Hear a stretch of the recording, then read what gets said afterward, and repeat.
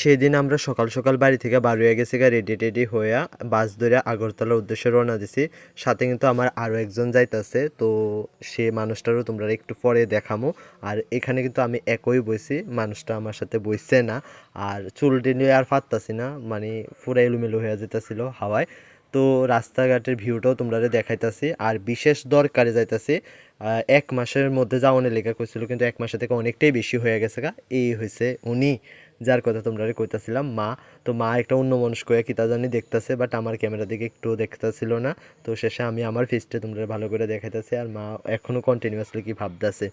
যাই হোক, আমরা কিন্তু আগরতলা আয়াফোর্স এখন মানে নাগরতলা থেকে অটো ধইরা এখন যাইতেছি কল্যাণীর দিকে, যেটা হচ্ছে মানে পুরান মোটর স্ট্যান্ডের ওইদিকে। যাই হোক, গাড়ি যাইতেছে আর ভিউটাও তোমরা সুন্দর মতো দেখানোর চেষ্টা করতেছি। বেশ ভালোই লাগতেছে, রোদ ঝলমলে একটা দিন। বাট মনটা একটু খারাপ আর কি।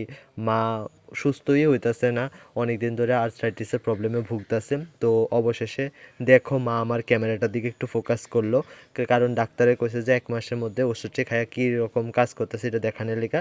অর্থোপেডিকের ডাক্তার দেখানো হয়ে গেছে কিন্তু আমি ভিডিও নিতে পারছি না, কারণ অ্যালাওয়া ছিল না। আর এখান থেকে কইছিল ফিজিওথেরাপি নেওয়ানোর লেগা, এখানে আয়া দেখি এটাও বন্ধ।